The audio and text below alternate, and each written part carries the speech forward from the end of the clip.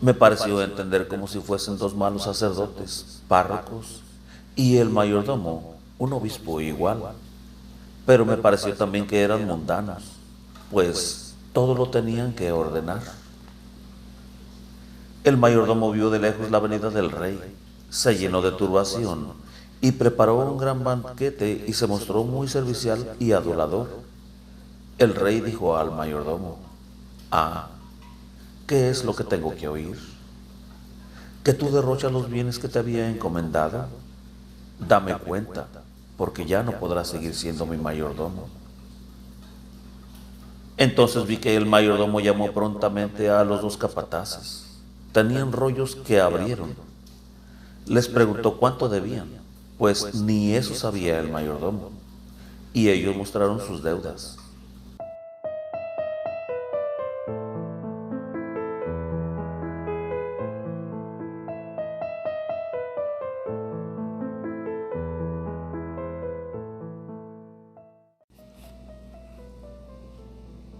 Ana Catalina Emery, Visiones y Revelaciones Completas, cuarta parte. La vida de Jesucristo y de su Madre Santísima. Época cuarta. Desde la conclusión de la primera Pascua hasta la prisión de Juan Bautista. 6. Conversión milagrosa de un judío obstinado. Cuando Jesús hubo terminado su gran sermón y muchos de los principales de la ciudad se habían vuelto a sus casas con el jefe, se adelantó osadamente un anciano judío de luenga barba y se acercó al sillón de Jesús. Era un hombre alto, de aspecto noble, y dijo: Ahora quiero yo también hablar contigo. Tú has enunciado 23 verdades y en realidad son 24. Diciendo esto comenzó a enumerar cierta cantidad de verdades una tras otra y a discutir con Jesús sobre ellas. Jesús le contestó: Yo te he permitido estar aquí para tu propia conversión, pudiendo hacerte salir delante de todo el pueblo, puesto que has venido sin invitación. Tú dices que son 24 las verdades y que yo enumeré 23. En cambio, tú aumentas 3 al número, pues son en realidad 20, como lo he enseñado. Jesús enumeró entonces 20 verdades correspondientes a las 20 letras del alfabeto hebreo, con las cuales también el judío había contado. A continuación Jesús habló del castigo que merece el pecado de añadir algo a las verdades conocidas. Pero el obstinado judío no quería de manera alguna darse por vencido y confesar que se había equivocado. Había algunos que le daban la razón, que se alegraban de lo que creían era un apuro de Jesús por contestar. Jesús al fin le dijo: Tú tienes un hermoso jardín, tráeme las más hermosas frutas y las más sanas, y ellas se pudrirán aquí, ante tu vista, para que veas que te equivocas. Tú tienes también un cuerpo sano y recto, y te verás encorvado, porque no tienes razón. Para que veas que hasta lo mejor y más sano se echa a perder cuando a la verdad se añade algo que no corresponde. Si tú, en cambio, puedes hacer un solo milagro, serán verdades tus 24 dichos. Oído esto, el viejo se fue con un ayudante a su cercano jardín. Tenía allí cuanto había de precioso y raro en frutas, hierbas y flores. En jaulas he visto pájaros raros y hermosos, y en medio del jardín una fuente de agua con graciosos pececillos. Prontamente juntó con su ayudante las mejores frutas, peras amarillas, manzanas y uvas tempranas, y las puso en un par de pequeños canastos, y otras frutas menores las acomodó en una fuente tejida de una materia transparente y de color. Además llevó consigo, en un canasto cerrado, varios pajaritos y unos animales parecidos a conejos y un gatito. Jesús, mientras tanto, enseñó acerca de la obstinación y el castigo que merece añadir algo a las verdades conocidas. Cuando el viejo judío trajo en los canastos y jaulas todas sus rarezas y las depositó junto al sillón de Jesús, se suscitó gran expectativa entre los presentes. Como el viejo, lleno de orgullo, insistía en sus anteriores afirmaciones, se cumplió la palabra de Jesús sobre los objetos que había traído el viejo y sobre este mismo. Las frutas comenzaron a moverse y salieron del interior gusanos asquerosos que se comieron toda una manzana, de modo que de ella no quedó sino un pedazo de cáscara sobre la cabeza de un enjambre de gusanos. Los animales que habían traído enfermaron de pronto y salió de ellos una materia purulenta, y luego gusanos que devoraban las carnes de los pájaros y de los animales. Todo se volvió repugnante, y la turba, que se había aproximado, comenzó a clamar y a gritar, tanto más cuando vieron al viejo inclinarse de un lado, ponerse amarillo y quedar contrahecho de cuerpo. El pueblo, al ver esto, comenzó a gritar lleno de admiración, y el viejo alzó la voz, quejándose, reconociendo su sinrazón y rogando al Señor se compadeciera de su miseria. Se hizo tumulto tan grande que el jefe de la ciudad, que se había retirado, fue llamado de nuevo para restablecer el orden mientras el viejo clamaba y decía públicamente que había sido injusto, que reconocía su error y que había añadido algo a la verdad. Cuando vio Jesús que el viejo se arrepentía y pedía a los presentes que rogasen por él para volver a su primer estado, bendijo los objetos traídos por el anciano judío y todo volvió de nuevo a su primera forma, tanto los frutos como los pájaros y animales. Y el mismo viejo, que llorando, lleno de agradecimiento, se postró a los pies de Jesús con mucha humildad. La conversión de este anciano fue tan sincera que de allí en adelante fue el más fiel de los discípulos y convirtió a muchos otros con su palabra. Por penitencia repartió gran parte de las hermosas frutas de su huerta a los pobres. Este prodigio produjo una saludable impresión en todos los que iban y venían para comer o por negocios. Este milagro fue necesario aquí donde la gente, aunque deseosa de oír, era algo obstinada en su error, como acontece en lugares donde hay matrimonios mixtos y conviven diferentes religiones. Estos eran samaritanos unidos con paganos que habían sido echados de Samaria. He visto que hoy ayunaban no por la destrucción del templo de Jerusalén, sino por haber sido ellos echados de Samaria. Reconocían que estaban en error, pero no estaban dispuestos a salir de él. Habían recibido a Jesús con todos los honores, porque, según una revelación antigua recibida de los mismos paganos, muchas señales habían sucedido en un tiempo cuando obtuvieron de Dios una gracia grande. Esta revelación había sido recibida en el sitio que llamaban ellos lugar de la gracia. Recuerdo de esto solo que mientras los paganos estaban en grande apertura, habían levantado sus manos al cielo pidiendo ayuda a Dios, y se les anunció que recibirían una gracia grande cuando aparecieran nuevas corrientes de agua que iban al mar y otra nueva en lugar de los baños, y cuando la ciudad se extendiera hasta la fuente de baños. Ahora se habían cumplido todas esas señales. Se derramaban entonces 5 corrientes en el mar y en el Jordán. También se había cumplido una señal con un brazo del Jordán, y al pozo de los baños habían corrido nuevas corrientes de aguas saludables. Allí se va a bautizar, y las profecías se refieren a este lugar. Habían tenido aquí aguas malsanas. La ciudad se había extendido precisamente hacia el lado de la fuente. En el norte de la ciudad se halla una comarca baja y nebulosa, llena de pantanos, donde viven paganos de miserable condición en chozas y taperas. En la parte sudeste, en cambio, había muchas huertas y viviendas nuevas, casi hasta el lugar llamado de la Gracia. El sitio era algo bajo y alrededor llano. Por unos cambios de las riberas del río Jordán y una montaña, se había desviado un brazo del río hasta ese lugar, que se reunía luego con un pequeño río y volvía a entrar en su cauce. Comprendía esto una extensión considerable. Cuando las aguas del Jordán llegasen a fluir hasta allí, se cumplía la señal convenida. Cuando Jesús al día siguiente volvió a enseñar en la sinagoga, en medio de la cual había un espléndido armario con rollos de las Escrituras, acudieron los judíos descalzos. En ese día no era permitido lavarse, cosa que ya habían hecho el día anterior bañándose, por ser día de ayuno. Traían sobre los vestidos de los pasados días un manto largo y negro con una capucha. Estaba abierto de lado y sujeto con cintas.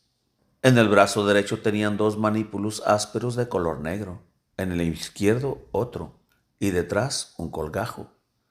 Rezaron y cantaron en tono de lamentación. Se metieron por unos momentos en unos sacos abiertos en medio y se echaron en esa forma de rostro en el piso de la sinagoga. Las mujeres hicieron lo mismo en sus casas. Todo luego estaba cubierto desde ayer. Solo por la tarde he visto que hicieron una comida, sin poner la mesa, en el albergue de Jesús, el cual comió con sus discípulos. Los demás comieron en un gran vestíbulo en el patio. Se trajeron viandas frías de la casa del jefe de la ciudad, y Jesús enseñó sobre las comidas y los alimentos. Venían muchos junto a la mesa, turnándose unos con otros. Al fin acudieron los enfermos y baldados. Sobre la mesa pusieron muchos recipientes con ceniza. El anciano judío convertido repartió hoy muchas de sus mejores frutas a los pobres. El sábado enseñó Jesús en la sinagoga. Después anduvo con sus discípulos y con otros 10 judíos hacia el norte de la ciudad, dentro de la montaña. Esta comarca era más áspera y salvaje. Delante de una casa descansaron bajo unos árboles y tomaron de los alimentos que habían llevado consigo. Jesús dio toda clase de reglas y advertencias, y les dijo que pronto se ausentaría y no volvería sino una vez más. Entre otras cosas, les dijo que no hicieran tantos movimientos durante el rezo, también que no fueran tan duros con los pecadores y paganos, sino que se compadeciesen de ellos. Aquí les contó la parábola del mayordomo infiel y la propuso como una adivinanza que debían solucionar. Ellos se maravillaron y Jesús les declaró por qué se alababa al mayordomo infiel. Me pareció que entendía Jesús bajo el mayordomo infiel a la sinagoga y bajo los deudores a las sectas y los paganos.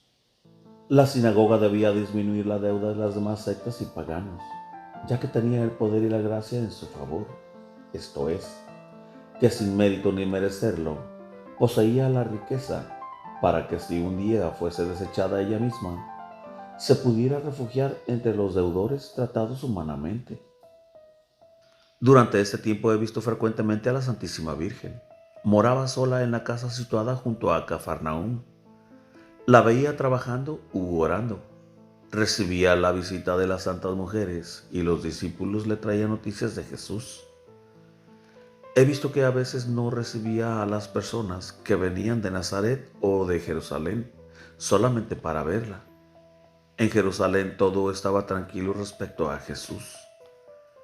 Lázaro está retirado en su castillo y recibe frecuentemente noticias de Jesús por los discípulos, y él envía sus noticias por el mismo conducto.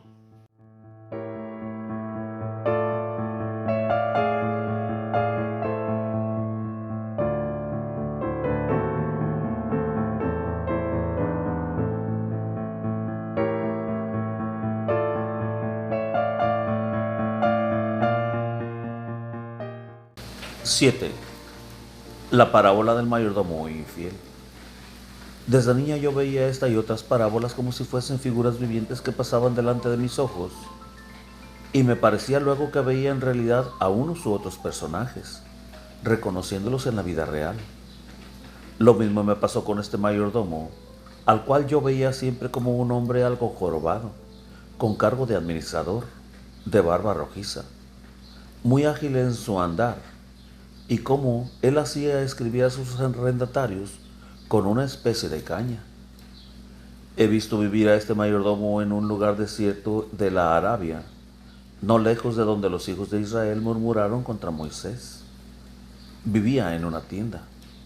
Tenía su señor, muy lejos de allí, cerca del monte Líbano, un campo de cereales y de frutos que llegaba a los límites con la Tierra Santa. En los dos extremos del campo vivían dos capataces, a los cuales él había subarrendado. Este mayordomo era un hombre pequeño muy listo, que pensaba entre sí: el Señor no vendrá. Por eso dejaba correr las cosas y descuidaba su obligación. Lo mismo hacían sus dos capataces, que derrochaban en bebida y fiestas. De pronto vi que el señor del campo se puso en camino. Muy lejos vi a una hermosa ciudad y un palacio donde vivía el dueño, y había un camino que salía de allí en dirección del campo. Vi salir de ese lugar al rey de la ciudad con gran acompañamiento de camellos, sobre un carro bajo y pequeño, tirado por un par de asnos, y con él venía toda su corte. Yo veía esto de tal manera que me parecía como si del cielo partía esa senda hermosa, saliendo de la Jerusalén celestial, y me parecía un rey del cielo que tuviera aquí en la tierra un campo de cereales y frutales. Veía a este rey al modo de los antiguos reyes, lo veía bajar desde lo alto a la tierra. El mayordomo, el pequeño hombre, había sido, en efecto, acusado de disipar los bienes de su señor. Los deudores del mayordomo eran dos hombres que vestían largos sacos con muchos botones hasta abajo, y el mayordomo llevaba una especie de gorra. La tienda del mayordomo estaba situada hacia el desierto, y el campo de las mieses, frutales y olivares, en cuyos extremos vivían los dos capataces, estaba hacia la parte de Canaán. Estos campos estaban unidos como en forma de triángulos. El dueño cayó sobre el campo de los cereales. Los dos capataces derrochaban todo con el mayordomo, y como éstos tenían otros trabajos a su mando, tenían que reponer todo lo que malgastaban sus principales. Me pareció entender como si fuesen dos malos sacerdotes, párrocos, y el mayordomo, un obispo igual. Pero me pareció también que eran mundanos, pues todo lo tenían que ordenar. El mayordomo vio de lejos la venida del rey, se llenó de turbación y preparó un gran banquete y se mostró muy servicial y adulador. El rey dijo al mayordomo: «Ah, ¿qué es lo que tengo que oír? ¿Que tú derrochas los bienes que te había encomendado? Dame cuenta, porque ya no podrás seguir siendo mi mayordomo». Entonces vi que el mayordomo llamó prontamente a los dos capataces. Tenían rollos que abrieron. Les preguntó cuánto debían, pues ni eso sabía el mayordomo, y ellos mostraron sus deudas. Él tenía en las manos un cañito algo retorcido, y les hizo escribir prestamente menos cantidad de lo que debían, pensando: cuando yo sea removido de mi puesto, por lo menos me refugiaré entre ellos y podré vivir, pues no puedo ya trabajar. Después de esto vi que los capataces y el mayordomo mandaban a los subordinados que fuesen a llevar al rey los frutos y el tanto por ciento de los campos. Y estos llegaron con camellos y asnos cargados trayendo cereales en bolsas y olivos en canastos. Los que traían los olivos venían también con dinero. Eran pequeñas placas de metal reunidas en rosario, unas más grandes que otras, sujetas con anillos. El señor notó, comparado con lo que en años anteriores habían pagado, que era mucho menos de lo que debían, y notó en los escritos falsificados la intención del mayordomo. Con una sonrisa se dirigió a los miembros de su cortejo, diciendo: «Mirad, este hombre es listo y prudente. Quiere hacerse amigos entre sus deudores. Los hijos del siglo son más prudentes en sus manejos que los hijos de la luz, los cuales pocas veces obran en el bien como éstos en el mal. Así serían compensados como éstos serán castigados». Después de esto vi que el mayordomo, giboso, fue removido y enviado más adentro, en el desierto. En ese lugar había comarcas de arena dura y estéril, de color ocre. El hombre se contristó mucho y se confundió grandemente. He visto que, al fin, él empezó también a trabajar y a cultivar el campo y a cortar leña de unos árboles duros que allí había. Los dos capataces fueron también desalojados y enviados a otros campos de arena, aunque no tan estériles. En cambio, los pobres trabajadores subordinados fueron recompensados porque les confió a ellos el cuidado del campo que había tenido el mayordomo infiel.